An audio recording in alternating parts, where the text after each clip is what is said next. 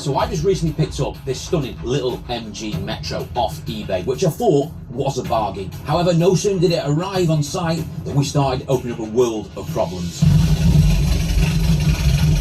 What have you done to it? Strange noises, engine issues, bodywork to attend to. There's a lot to do on this little MG to get it back up and running again. And in this video, in part 2, we're going to do that. Start getting the engine out, checking over the car properly, and start the process of getting that little MG back up and running and A1 again.